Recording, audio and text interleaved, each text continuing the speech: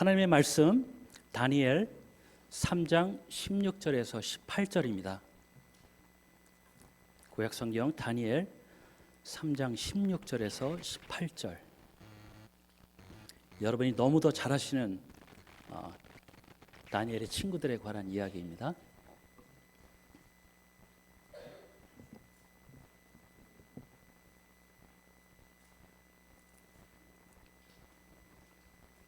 우리 다 찾으셨으면 우리 함께 읽어보도록 하겠습니다.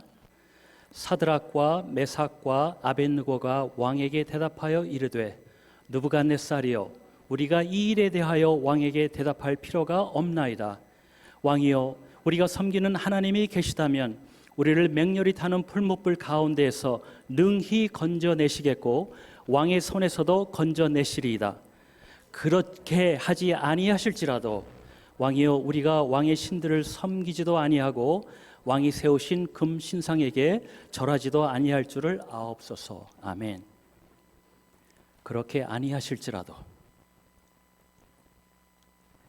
오늘 그 내용에 대해서 좀 나눠보겠습니다. 저는 청년들하고 대학생과 함께 사역을 좀 했는데요, 함께 믿음에 대해서 이런 말로 같이 좀 나누었습니다. 믿음은 자유낙하다. 없네요. 예. 믿음은 자유낙하다. 여러분, 자유낙하가 뭐죠? Free fall. 낙하산이나 내 몸을 보호해줄 수 있는 아무것도 몸에 지니지 않고 공중에서 뛰어내리는 거, 그게 자유낙하죠. 방금 우리가 읽은 본문도 자유낙하에 관한 것입니다. 모든 인간적인 수단을 다 내려놓고 하나님 말씀에만 의지해서 결단하고 행동하는 것, 그것이 바로 자유낙하입니다. 대제국 페르시아의 황제 아하수에로 왕의 왕비였던 에스더, 이 사람 역시 하나님의 백성들이 하루에 모두 진멸될 그 위기에서 하나님의 말씀에 의지해서 위기 앞에 왕의 허락 없이 죽음을 무릅쓰고 왕 앞에 나서기로 그렇게 하죠. 여기 그 각오가 있습니다. 함께 읽어볼까요? 나도 나의 시녀와 더불어 이렇게 금식한 후에 규례를 어기고, 규례를 어겼다는 말은 무슨 뜻이죠? 왕의 규례를 어겼다는 것입니다. 왕의 규례를 어기고 하나님의 규례를 따르기 위해서 왕에게 나아가리니 죽으면 죽으리이다. 역시 자유낙하에 관한 것입니다. 어떤 사람이 캄캄한 밤에 산길을 가다가 발을 헛디뎌서 벼랑으로 떨어졌습니다.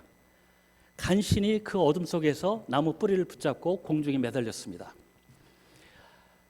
밤에 아무도 없는데 죽게 생겼잖아요. 고함을 치면서 나를 살려달라고 계속해서 소리를 지릅니다. 얼마나 소리를 질렀을까? 누군가 나타났어요. 하나님이 나타났습니다. 그래서 하나님이 그에게 묻습니다. 내가 여기 있어. 내가 너 구해줄까? 하나님 제발 좀 구해주세요. 내가 지금 힘이 빠져갑니다. 그래. 그럼 내가 구해줄 걸 네가 믿고 있니? 하나님 믿습니다. 제발. 그러면 자, 그 나무 뿌리를 붙들고 있는 네 손을 탁 놔. 그럼 내가 아래서 탁 잡아줄게. 이 사람이 뭐라고 했을까요?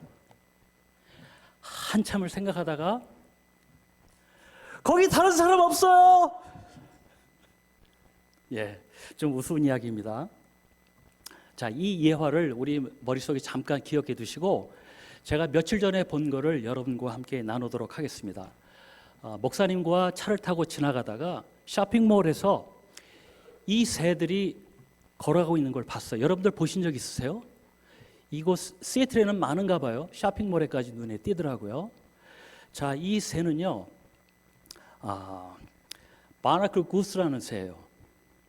제가 오래전에 유튜브에서 봤는데 여기서 직접 보고 제가 깜짝 놀랐어요.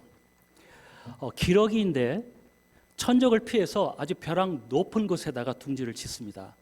그리고 거기서 알을 낳고 부화를 하게 되는데, 하지만 곧 물이 있는 곳으로 이동을 해야 돼요. 바로 이동을 해야 되는데 새끼들은 이제 막 부화해서 날지도 못해요. 깃털이 아직 나지도 않아서 날 수가 없어요. 그래서 다음 장소로 옮겨가야 되지만 능력이 전혀 안 되는 거예요.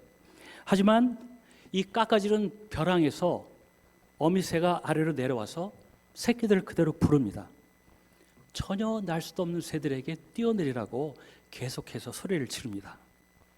선교사는 자기 자리에서, 그 자리에 서 있는 자리에서 뛰어내리는 것이고, 비즈니스를 운영하고 있는 성도는 고객을 서브하는 동시에 그것을 통해서 고객의 지갑을 합법적으로 열어서 나에게 필요한 것들을 얻어내야 되는 그가 서 있는 자리에서 뛰어내리는 것입니다. 직장에서 일하는 성도는 자기에게 눈치 주는 비즈니스 오너나 상사, 그들의 신임을 얻어서 자기 직장을 잘 보존하고 가족을 부양해야 되는 지금 그가 서 있는 자리에서 뛰어내리는 것이죠.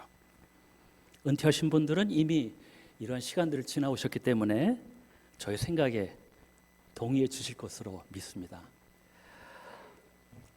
목사나 선교사가 여러분들보다 더 헌신적이거나 더 희생하거나 아니면 더 거룩하게 산다고 생각하신다면 정말 커다란 오해입니다. 목사나 선교사는 오히려 주변에 유혹할 만한 것들이 비교적 많이 정돈된 그런 좋은 환경에서 신앙 생활을 하고 있습니다. 하지만 여러분들은 매일매일 집요하게 삶 깊숙이 파고 들어오는 물질의 유혹, 부정직의 유혹, 비겁한 승리의 유혹,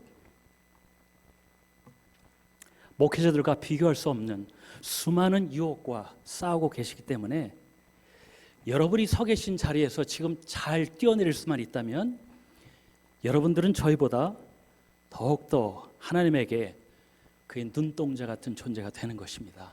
믿으십니까? 우리 우 목사님 양쪽에 다 서 계신 분이십니다. 저희 말에 동의하시죠, 목사님? 아멘. 그래서 지금부터 제가 나눌 간증을 다른 사람의 이야기로 듣지 마시고 여러분의 인생 여정을 뒤돌아보고 또 앞을 쳐다보면서 그렇게 들으셔야 이 시간에 비로소 의미가 있을 것이라고 생각이 됩니다. 어제 제가 시애틀에서 생전 처음으로 운전을 좀 해봤습니다. 아주 짧은 거리였는데 교회에서 우리 서경숙 권사님 직장까지 차를 운전해봤습니다.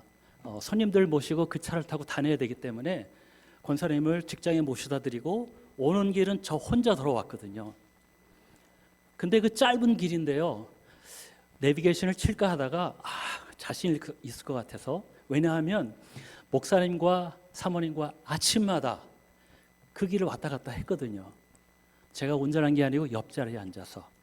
그래서 자신이 있어서 오는데 하마터면 길을 잃을 뻔했습니다. 이 길이 맞나 저 길이 맞나 너무 헛갈려서요. 근데 한번 직접 운전을 하고 교회까지 오니까 그 다음부터는 그 길에 대한 자신감이 확 생기더라고요. 여러분, 지금부터 이 시간부터 제 옆자리 조수석에 앉지 마시고요, 여러분께서 직접 운전석에 앉으셔서 운전을 하시면서 오늘 이 길을 지나가면 여러분들에게 큰 이익이 될 것으로 생각합니다. 사단은 광야에서 금식을 이제 막 끝내신 예수님 앞에 나타나서 몇 가지 유혹을 했죠? 3가지 유혹을 했습니다. 첫째는 돌이 떡되게 하라. 두 번째는 성전 꼭대기 높은 곳에서 뛰어내리라. 세 번째는 사단의 자신 앞에 경배하라. 이 3가지 유혹 가운데 두 번째, 사단이 시편 91편을 인용해서 아주 그럴듯하게 예수님을 유혹합니다. 뛰어내려라. 그러면 하나님이 내 발을 돌에 부딪히지 않게 하리라. 성경 말씀을 그럴듯하게 인용해서 말을 합니다. 우리가 지금 나누려고 하는 자유낙하와 똑같아 보이죠? 다른 것이 없어 보여요. 그렇다면 이 뛰어내리라고 하는 사단의 유혹과 진정한 믿음의 자유낙하는 어떤 차이가 있을까? 여러분 아시겠어요? 우리는 그저 맹목적으로 뛰어내리는 것이 아니고 이 동영상의 새끼 거위들이요, 자기 어미의 부르는 소리를 듣고 절벽에서 뛰어내리는 것처럼 우리도 부르는 자의 음성을 듣고 뛰어내려야 합니다. 복음서에 있는 말씀을 통해서 예수님에게 질문한 두 종교 지도자들의 두 가지 태도가 우리가 찾아볼 수 있습니다. 그리고 그 태도에 따라서 예수님이 과연 어떻게 반응하셨는지 우리가 잠시 보겠습니다. 누가복음 10장입니다. 25절에서 27절 말씀. 누가복음 10장 25절에서 27절.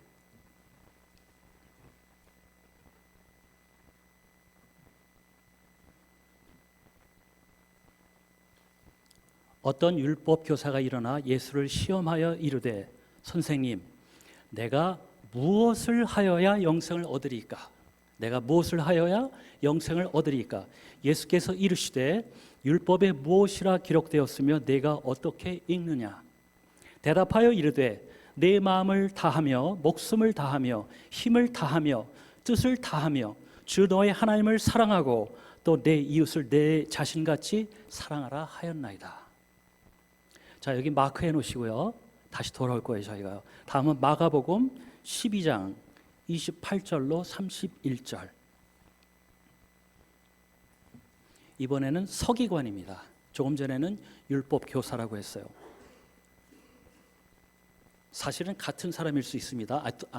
같은 사람이 아니고요. 같은 부류의 사람. 제가 읽겠습니다. 서기관 중 한 사람이 그들이 변론하는 것을 듣고 예수께서 잘 대답하신 줄 알고 나와 묻되 모든 계명 중에 첫째가 무엇이니까? 아까 율법교사는 내가 무엇을 하여야 영생을 얻으리까? 이번에는 모든 계명 중에 첫째가 무엇이니까? 다른 질문 같지만 동일한 질문입니다. 그 다음을 보시면 알 수가 있어요. 예수께서 대답하시되 첫째는 이것이니 이스라엘아 들으라. 주 곧 우리 주 하나님은 유일한 주시라. 내 마음을 다하고 목숨을 다하고 뜻을 다하고 힘을 다하여 주 너의 하나님을 사랑하라 하신 것이요. 둘째는 이것이니 내 이웃을 내 자신과 같이 사랑하라 하신 것이라. 이보다 더 큰 계명이 없느니라. 자, 여기도 마크해 놓으십시오. 두 사람의 질문의 내용은 같았고 그 해답도 같았는데 예수님은 그들의 태도에 따라서 각각 다른 반응을 보이시게 됩니다. 첫 번째 율법 교사의 말에 대해서 28절에 예수님은 이렇게 대답하십니다. 내 대답이 옳도다. 이를 시행하라. 그리하면 살리라. 그래, 네가 알기는 굉장히 뜨겁게 아는구나. 그러면 말한 대로 해라. 안 하면 죽는다. 응? 반응이 굉장히 썰렁하시죠? 두 번째로 서기관에 대한 대답은 참으로 나긋나긋합니다. 마가복음 12장 29절에 예수님의 대답이 있습니다. 예수께서 그가 지혜 있게 대답함을 보시고, 사실 예수님이 다 대답하셨고 이 서기관은 예수님의 말씀에 긍정하고 한마디 약간 거둔 것뿐이었어요. 근데 그 대답함을 보시고 말씀하셨대요. 내가 하나님의 나라에서 멀지 않도다. 어떻게 같은 대답에 이렇게 다른 대답을 답변을 주실까? 도대체 무슨 차이가 예수님으로 하여금 각각 다른 반응을 보이게 하신 걸까요? 첫 번째 율법사는 예수님을 시험하기 위해 질문을 했다고 기록되어 있습니다. 그리고 두 번째 서기관은 예수님의 말씀을 듣다가 그 안에서 진리를 발견했습니다. 그래서 예수님을 향한 신뢰가 생겨서 똑같은 질문을 한 것입니다. 하나님의 말씀을 시험하는 자와 하나님의 말씀을 신뢰하는 자, 이 두 가지 다른 태도가 예수님이 그들을 바라보는 시선을 바꾸었습니다. 그리고 그것이 또 광야에서 시험하던 사단과 말씀의 본래 의도에 신실하게 반응하신 예수님의 차이였습니다. 맹목적으로 우리가 뛰어내리다가 행여 중간에 나뭇가지에 걸리거나 그물에 걸려서 우리가 위기를 모면하면 하나님께 우리가 감사할 수도 있을 것입니다. 하지만 만약 이 어린 기러기 새끼들처럼 절벽이나 바닥에 우리가 내동댕이 쳐지면 우리는 그것을 수습할 길이 없습니다. 우리가 답을 정해놨기 때문에. 하지만 절벽 아래에서 부르는 어미의 소리에 따라서 뛰어내리면 우리 눈에 해결 불가능한 이 위기로 보이는 그 상황 너머에서 우리를 부르시는 하나님의 음성을 따라서 뛰어내리면 하나님께서 우리를 자유낙하 중에 그의 손으로 우리를 공중에서 붙드셔도 우리를 바닥에 패대기 쳐지도록 내버려 두셔도 우리는 여전히 하나님을 따라갈 수 있는 것입니다. 저 어린 새끼들이 곧 정신을 차리고 어미의 소리를 따라서 다시 쫓아간 모습을 우리는 기억합니다. 하나님 그분도 그분의 역사에 단 한순간도 한 사람도 포기하신 적이 없는 것을 믿으시기 바랍니다. 어미새는 다섯 마리의 새끼 중에 3마리만 지켰어요. 하나님은 5명이 뛰어내면 5명을 모두 지키신 것을 믿으시기 바랍니다. 목사의 충동이 발동해서 제가 지금까지 설교를 했습니다. 이제부터는 편안하게 저의 이야기를 들으시면 되겠습니다. 오늘 저녁에 저의 설교는 없습니다. 제 이야기를 들으시면서 이것을 아까 제가 좀 제안한 것처럼 스스로 운전하시면서 여러분의 인생 여정에 계속 덧붙이기를 한번 해보세요. 공감이 안 되는 부분도 많을 것입니다. 그것들은 앞으로 여러분에게 다가올 미지의 여정을 위해서 그냥 기억 속에 넣어두세요.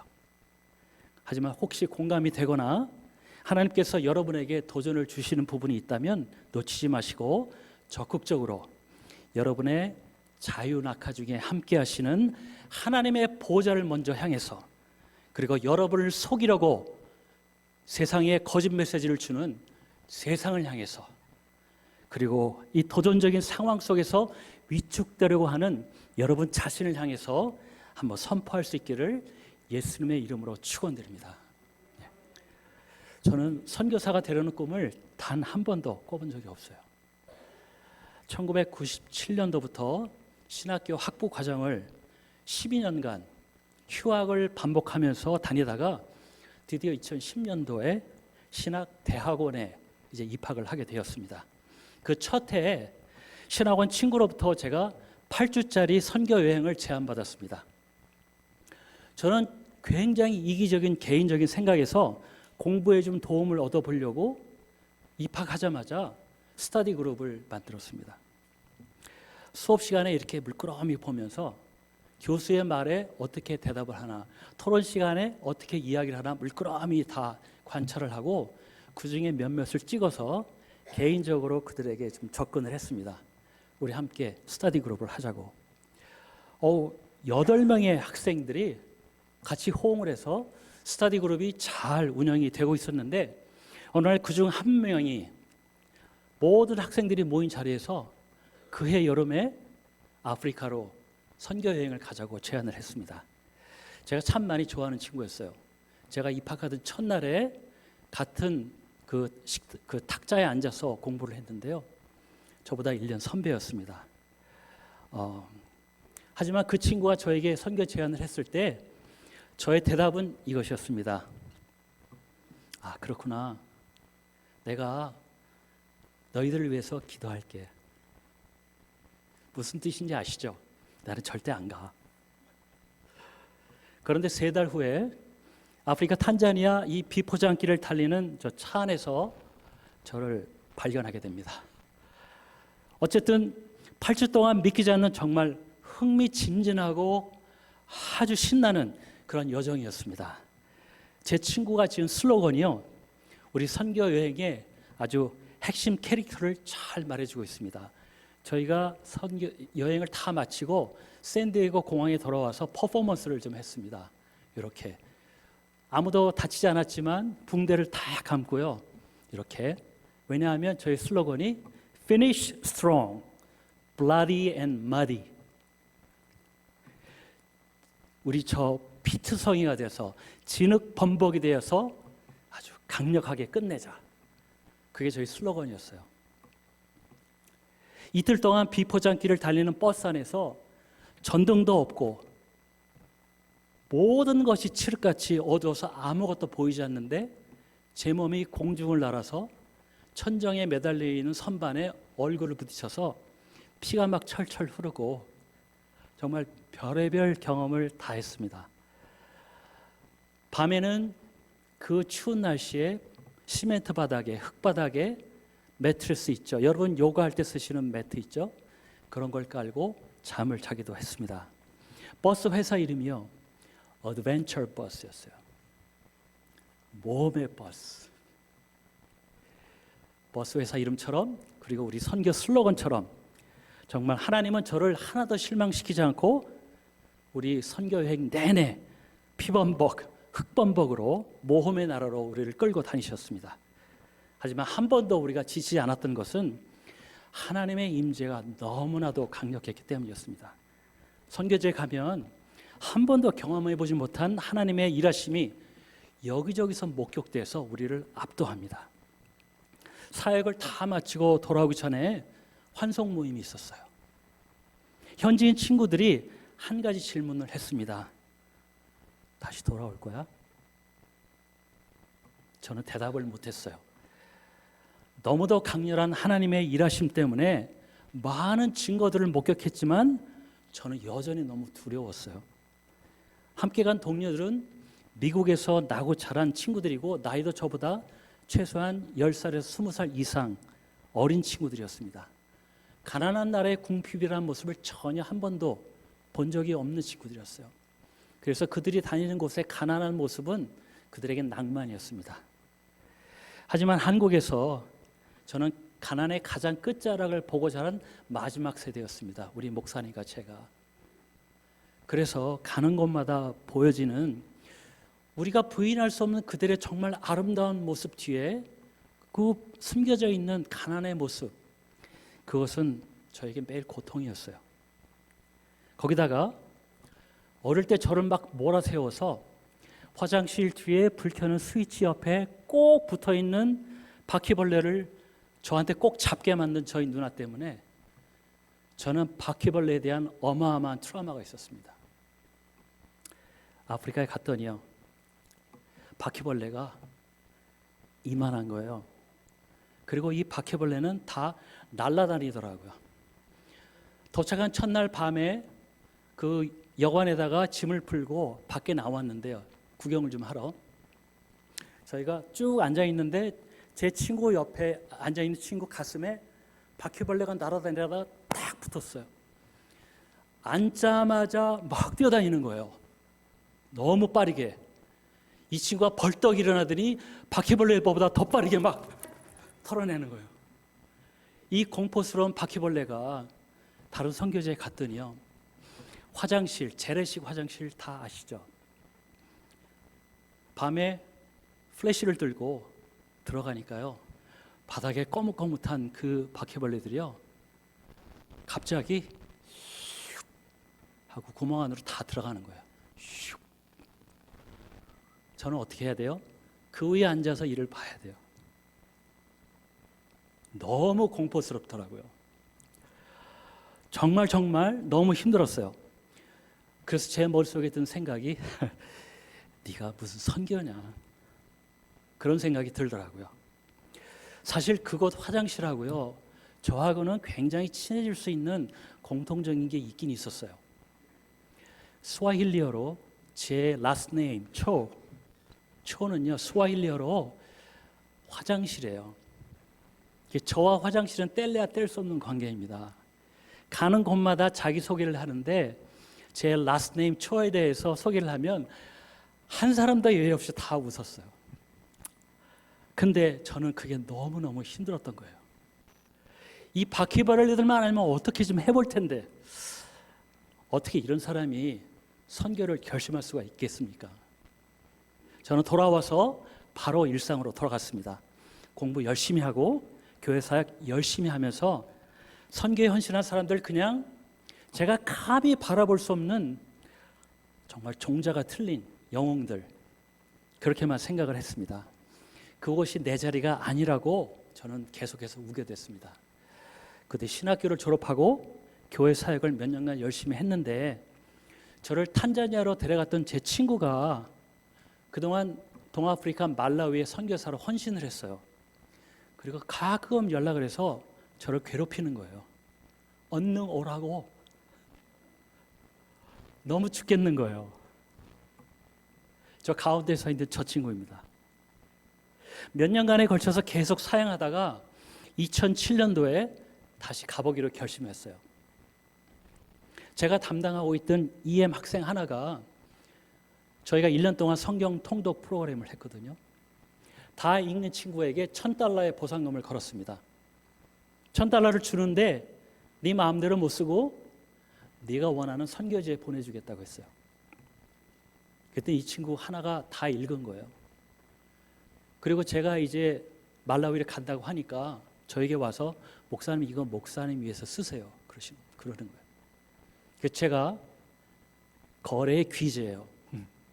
이 친구에게 카운터 오퍼를 넣습니다. 이 돈으로 네 티켓을 사고 모금을 함께 더해서 우리 함께 가자 말라위에. 그래서 결국 이 친구와 둘이 이렇게 말라위를 가게 됐습니다. 근데 그게 화근이었어요. 이번 여행은 겨우 3주간의 짧은 여행이었는데 일정이 굉장히 빡빡해서 정말 쉽지 않은 여행이었어요. 함께 간 이 학생 첫 주간 현지에서 현지 목사님들을 모아서 세미나를 했거든요. 그걸 하면서 오후에 그 아주 빈민가에 가서 사역을 했습니다. 매일 밤마다 저와 상담을 해야 됐어요. 너무 충격을 받아서. 두 번째 주에는 외지 마을에 가서 우리가 전도를 했습니다. 그랬더니 이 친구가 첫 주에 내가 지옥이라고 생각했는데 두 번째 주부터 하나님이 또 다른 지옥을 준비하고 계셨다고 그렇게 고백을 하더라고요. 하지만 이 기간 동안에 제게는 놀라운 변화가 생겼습니다. 긴 이야기를 할 시간이 없어서 제가 경험한 한 사건만 오늘 나누도록 하겠습니다. 제가 사건이라고 지금 말씀했는데 제가 제 눈으로 직접 그 과정을 세밀하게 목격한 하나님의 기적의 사건이었습니다. 여러분 모두 엘리야가 바알의 선지자 450명과 아세라 선지자 400명 이들과 대결해서 승리하고 그들을 모두 처형한 그런 이야기 잘 알고 계시죠? 이 일 직후에 엘리야는 아합 왕에게 3년 반 동안 내리지 않았던 비를 하나님께서 내리실 것이라고 그렇게 알려주죠. 그 말을 하고 엘리야는 즉시 갈멜산 꼭대기로 올라가서 기도를 하기 시작합니다. 머리를 무릎 사이에 박고 기도를 하면서 사환을 계속해서 보냅니다. 가서 뭐 보이는 것이 있느냐? 없습니다. 또 가서 봐라. 없습니다. 또 가서 봐. 없어요. 7번을 가서 보게 했는데 겨우 손바닥만한 구름 하나가 나타났습니다. 자, 열왕기상 18장 45절에는 이 일 후에 벌어진 상황을 이렇게 이야기하고 있습니다. 조금 후에 손바닥만한 구름이 생긴 이후에 구름과 바람이 일어나면서 하늘이 캄캄해지고 큰 비가 내리는지라. 4가지가 나왔습니다. 구름, 바람, 하늘이 캄캄해지고 큰 비가 내리고. 이걸 기억해 보세요 한번. 저희가 말라위 방문 마지막 주에 우칼리라는 마을을 방문했습니다. 여기 사진에 보시면 아이들이 우물가에 모여있죠. 어떤 선교 단체에서 저 우물을 파준 것 같아요. 제가 좀 가서 신나게 아이들하고 물질을 했습니다. 저 가운데서 손을 이렇게 하고 저를 보고 있는 친구 보이세요? 그렇게밖에 못하겠어? 얼굴이 그렇게 보이죠? 예.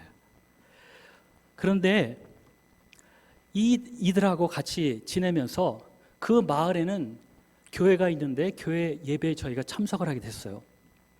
근데 그 마을에는 지금 몇 주째 비가 내리지 않아서 농작물들이 정말 노랗게 다 죽어가고 있었어요. 오랫동안 비가 잘 안 내렸고 그 뒤로 3주 동안은 비가 완전히 그쳤습니다. 그래서 마을에 비상이 걸렸어요. 가정 방문을 하는 곳곳마다 사람들의 얼굴이 다 어두워요. 내 농사가 망하게 되었다고요? 당장 비가 오지 않으면 온 동네 농사가 망치게 되는 그런 때였습니다. 이 교회는 오랫동안 비를 위해서 매일 기도해 오고 있었고 우리가 방문했던 때에도 예배 후에 성도들이 교회에 남아서 하나님께 비를 제발 달라고 간청하면서 기도하고 있었어요.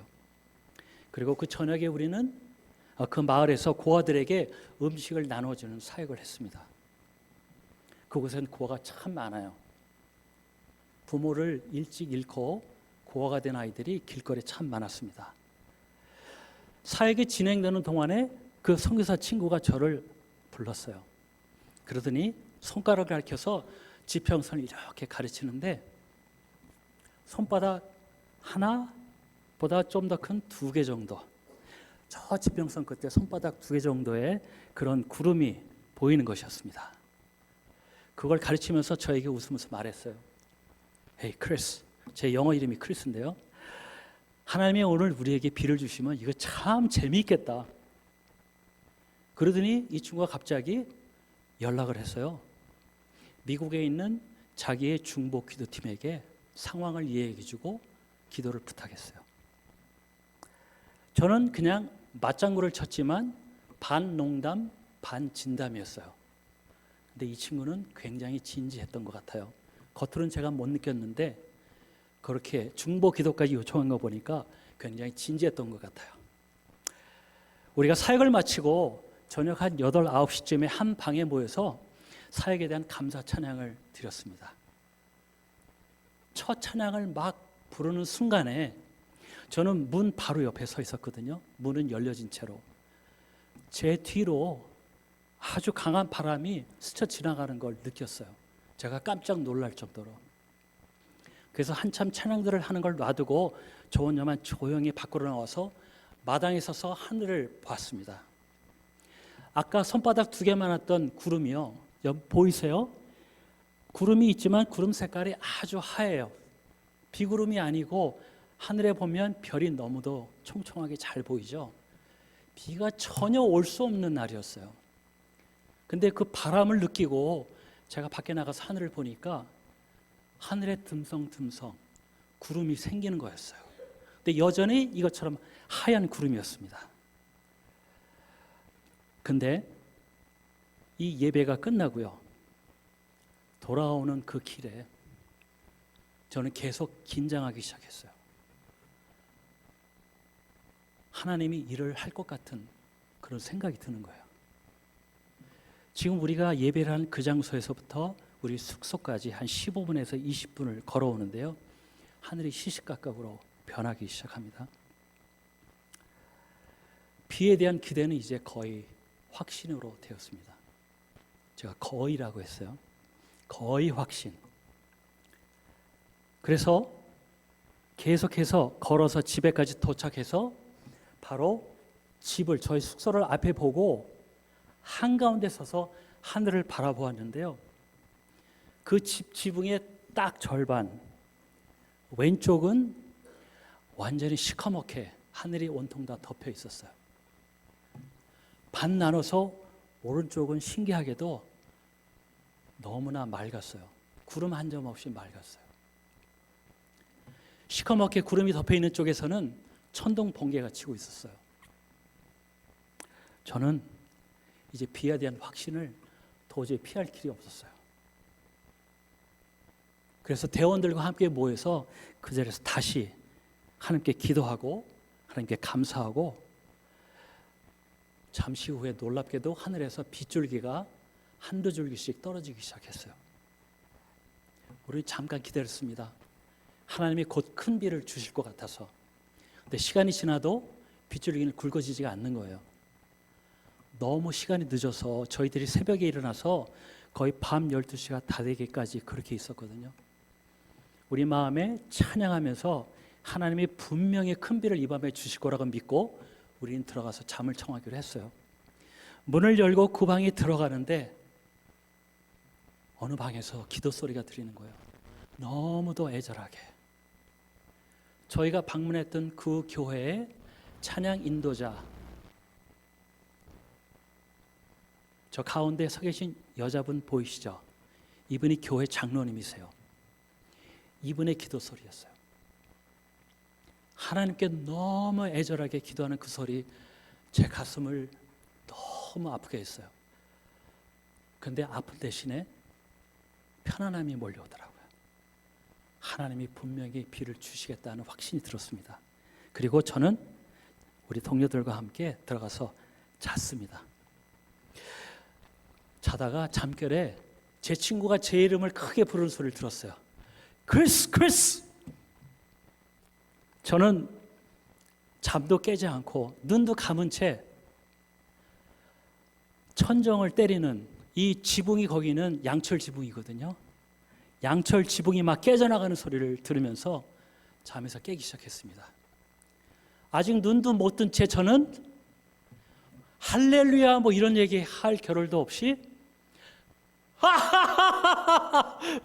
웃으면서 지금보다 더 크게 웃으면서 깨어났습니다. 왜 그랬을까요? 찬양에 앞서서 하나님께 너무 황당하게 압도됐어요.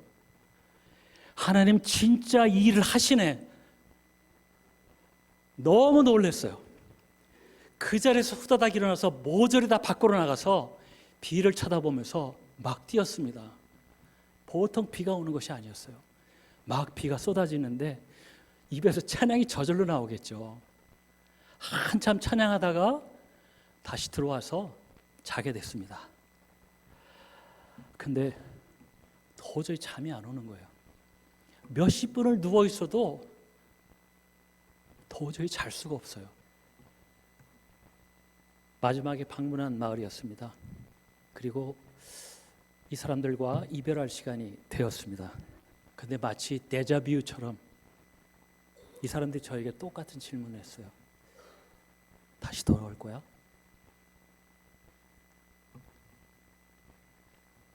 이 엄청난 기적을 보고도요, 저는 겨우 하나님이 원하시면 다시 올게, 그렇게 대답했어요.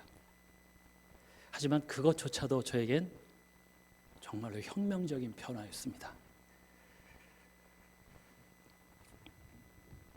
다시 미국으로 돌아온 저는 예전보다 더욱 자주 선교에 대해서 생각했습니다. 하지만 2년이라는 시간을 더 하나님께 증거를 보여달라고 계속해서 증거만 보여달라고 생떼를 쓰던 기도원의 삶을 계속해서 살았습니다. 그리고 드디어 2019년에 팬데믹이 터졌습니다. 교회에서는 예배 진행자들을 제외하고는 다 온라인으로 예배를 드리기 시작했습니다. 교회의 결정이었습니다. EM 역시 그 룰에 따라서 그렇게 예배를 드릴 수밖에 없었습니다. 그래도 간절하게 예배에 참여할 수 있는 것이 감사했습니다. 그렇게 교회가 몇 달을 버티다가 재정이 고갈돼서 가장 시급하게 정리해야 될 것으로 EM 부서의 폐지를 결정했습니다. 2달의 유예 기간을 갖고 EM 예배는 중단되고 EM 목사인 저도 레이오프가 됐습니다. 근데 저는 훨씬 전부터 이 교회를 떠나서 무엇을 해야 할 것인가 하나님께 구하고 있었어요. 레이오프가 겉보기에는 저에게 재난처럼 보였지만 저에게는 하나님의 응답이었습니다. 저는 3가지를 위해서 기도했어요. 첫 번째로 교회 개척. 20년 동안 20년 넘게 이 꿈을 꿔왔어요. 마치 교회에 대해서 누구보다도 잘 아는 사람처럼, 혼자 교회의 참 의미를 알고 있는 사람처럼 교회 이름까지 지어놓고 교회 개척을 꿈꿨습니다. 교회 이름이요, 좀 이상한 이름이에요. 교회 회복. 회복교회도 아니고 교회 회복. 잡복 냄새가 굉장히 많이 나죠. 기존 교회에서 목회하기, 그게 2번째입니다. 근데 이 2번째 기도 제목을 놓고 기도하니까 저의 처지로서는 교회 목회는 불가능한 것으로 그렇게 해결이 됐습니다. 그래서 혹시 시골에 목사님을 구하지 못하고 있는 미국 교회들, 할아버지 할머니들 모여있는 미국 교회들은 혹시라도 가능하지 않을까? 그런 생각을 해봤습니다. 3번째로, 제일 마지막으로 선교. 선교는 여전히 제 리스트의 꼬레비였습니다. 여전히 저에게는 두려움이 컸어요. 그런데 팬데믹 기간 중에 하나님이 일방적으로 이 우선순위를 바꾸기 시작했습니다. 이 기간 동안에 하나님은 제 안에 오랫동안 자리를 틀고 나가기를 거부했던 이 두려움을 선보셨어요. 미국에 처음 발을 디뎠던 그 당시에 이 절망의 순간에서부터 그대로 저의 반복된 실패 그리고 회복, 이 수많은 사건들 속에서 계속 저를 이끌어 오시면서 이 한순간을 지날 때마다 마치 여러분 여기 보이시는 이 도미노처럼 저의 영적 근육을 키워주신 이 주님을 다시 바라보게 되었습니다. 그리고 하나님을 향한 제 마음속의 신뢰는 급격하게 다시 회복되기 시작했습니다. 얼마 가지 않아서 저는 드디어 저 어린 새끼 거위처럼 자유낙하하는 것이 두렵지 않게 되었습니다. 하나님이 장애를 제거해 주시고 나니까 모든 것이 이제는 완전히 새로운 게임이었습니다. 선교에 대한 두려움이 제거된 제 빈 마음에 이제 하나님은 선교에 대한 기대와 흥분과 비전을 채워주셨어요. 저는 티라노사우루스처럼 공룡 있죠? 티라노사우루스, 그 거대한 바퀴벌레를 향해서 너는 칼과 창과 단창을 가지고 내게 오거니와 나는 만군의 여호와의 이름, 내가 모욕하는 이스라엘 군대의 이름으로 내게 가노라. 바퀴벌레요. 이제 그렇게 선언할 수 있게 되었습니다. 여러분, 제가 처음에 부탁드린 것처럼 지금까지 계속 여러분께서 직접 운전하고 오고 계시죠? 아멘. 제가 운전하는 걸 그냥 쳐다만 보고 계시면 저처럼 길을 잃을 수 있어요. 계속해서 잘 운전하고 오세요. 제가 어떻게 코소바라는 특정 지역을 선교지로 결정하게 되었는지 이 시간에 말씀드리고 싶지만 제가 약속했잖아요. 오늘 짧게 하기로. 그리고 이미 시간이 많이 지난 것 같아요. 제 코소보에 관한 내용도 모두 자유낙하에 관한 이야기입니다. Free fall. 다음 주에 혹시 기회가 있으면 마저 하겠습니다. 여러분들과의 개인적인 교제나 순모임을 통해서도 제가 할 수 있으면 다 말씀을 드리겠습니다. 저에게 질문을 많이 해주세요. 오늘은 제가 마치기 전에 조금 전에 보신 제 인생에 있었던 이 하나님의 도미노 게임, 이 도미노 게임의 두 번째 피스, 첫 번째 것은 미국에 오는 과정 중에 저를 다시 일으켜 세워주신 일이라고 했죠. 이 두 번째 일에 대해서 잠시 나누고 제가 마치도록 하겠습니다. 미국에 온 지 몇 달 뒤에요, 하나님의 일방적인 본인의 회복의 손길로 저를 만지기 시작하시면서 그때 저는 병원에 취직하게 되었어요. 병원 사무실에 다녔습니다.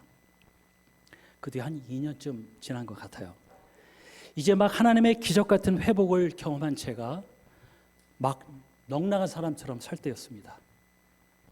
아무것도 무서운 것도 없고 내 앞에 닥치는 고난은 오히려 내게 찬스였습니다.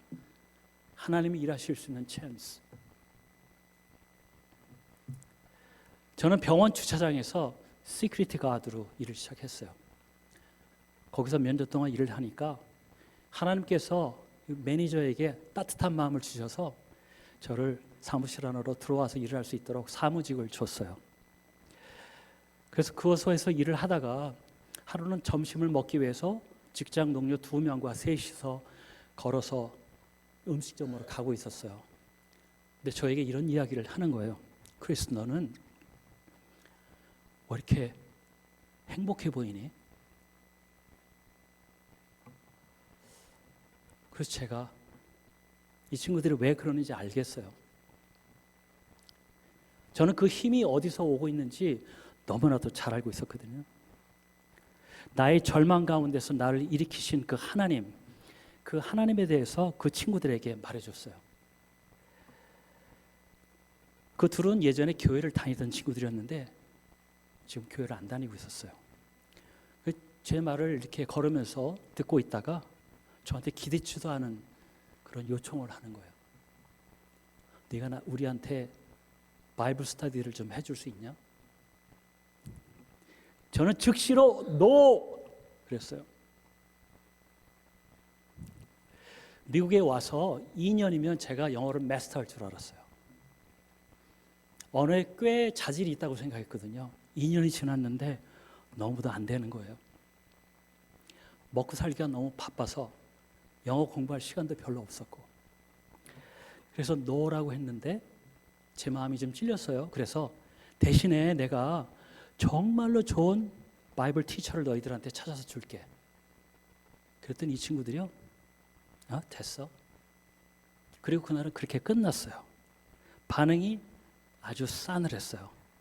우리 대화는 거기에서 그쳐서 다 끝난 줄 알았는데 그때부터 며칠 동안 저는 하나님께 정말 호되게 야단을 맞았어요. 네가 도대체 뭐니? 저 친구들이 나를 알고 싶다는데 네가 무슨 권리로 그걸 거절을 해? 하나님께 쫓겨서 다시 그 친구들한테 갔어요. 너희들이 잘 알다시피 내가 영어가 이렇잖니, 내 지경이. 니들이 그래도 괜찮다면 내가 함께 성경 공부할 용의가 있다. 그랬더니 갑자기 얼굴이 펴지면서 하겠다는 거예요. 이게 무슨 조화인지. 그래서 바이블 스터디를 시작했습니다. 그리고 다른 직장 동료 2명도 또 조인을 하고 그 식구들까지 조인을 해서 꽤 여러 명이 바이블 스터디를 했어요. 그러면서 교회를 중단했던 친구들이 교회로 돌아가기 시작하고 희한한 일이 벌어지기 시작했어요. 제 친구 중에 하나, 정말 저와 가까웠던 내 자매처럼 생각했던 그 친구는 교회로 돌아가서 반사로 교회를 섬겼어요. 그리고 몇 년 있다가 뇌종양이 생겨서 하나님의 부르심을 갖고 천국에 갔습니다. 그 친구의 임종 자리에 제가 있었어요. 식구들밖에 없는데 식구들이 저를 초대해서 이제 호흡기를 다 띄고 기계에서 모든 수치가 떨어지는 그거를 옆에서 지켜보면서 마지막 임종을 같이 하고 제가 하나님께 축복 기도를 드렸습니다. 너무도 감사했어요. 어떻게 하나님이 이런 일을 하시는지. 근데 이 소문을 들은 직장 동료 한 사람이 어느 날 근무 시간에 자기 책상으로 저를 부르는 거예요. 갔더니 내가 너한테 할 얘기가 좀 있어. 너 요즘에 다른 애들하고 성경 공부하고 있다고 들었어. 내가 그 얘기 듣고 나도 교회에 돌아갔어. 우리 남편은 전혀 믿지 않는데 지난달에 침례받았어. 예수님을 영접하고 침례를 받았어. 한낮에 직장에서 일을 해야 되는데 둘이 마주 앉아서 울고 있었어요. 놀라운 하나님의 능력을 경험했습니다. 그것이 바로 제가 경험한 이 도미노 게임의 두 번째 피스였어요. 자유낙하.